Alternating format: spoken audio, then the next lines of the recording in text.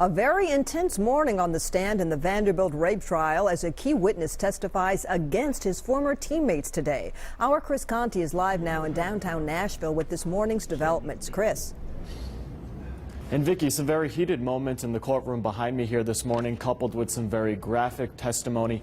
Yesterday, jurors saw that video that allegedly showed that victim getting raped back in 2013. Today, they heard about it firsthand from one of the men who was there. Tip McKenzie is a co-defendant in this case, although his trial has not been set. Today, he told jury members that back on June 23rd of 2013, he and some friends saw Vandenberg outside Gillette Hall with a young lady in his car who was passed out.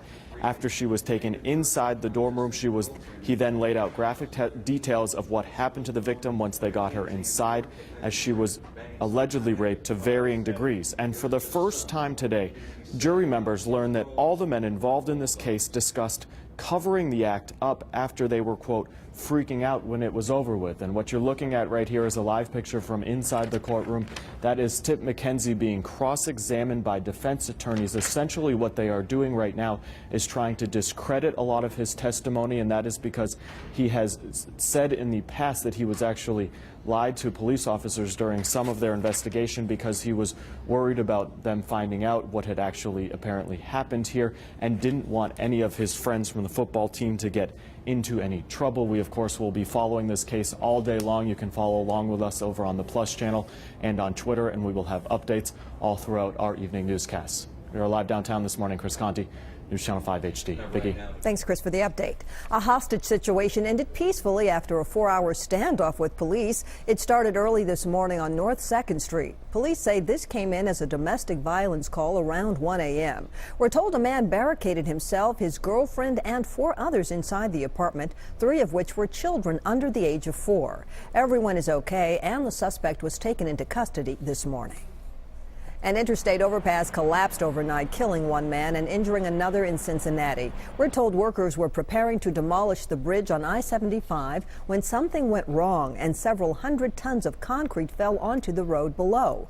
1 construction worker was killed. A semi-driver parked underneath the bridge was taken to the hospital with minor injuries. The southbound lanes there could be closed for days.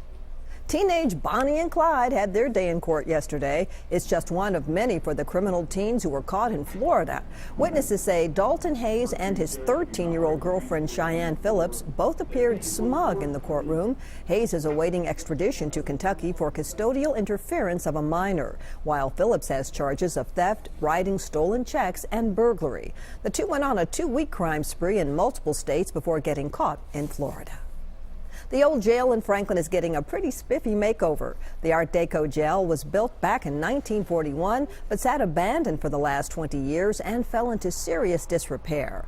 The Heritage Foundation bought it for $25,000 last year, and they're in the process of transforming it into its new offices. The plan is to also create new public meeting space, a historical archive, and an outdoor event space. It will cost $2 million, and they still have $500,000 to raise.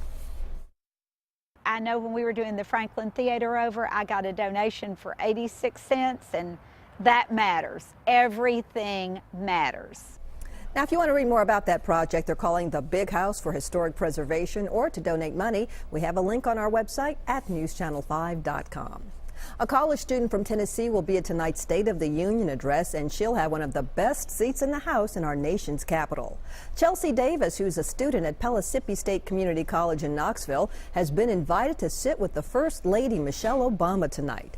Chelsea met the president earlier this month when he stopped at her school to announce his plans for a tuition-free community college program, which was inspired by Tennessee Promise. Next to the First Lady is a great place to be. We'll be looking for you, Chelsea, and you can watch President Obama's State of the Union address right here on News Channel 5. Tune in for special coverage beginning at 8 o'clock tonight.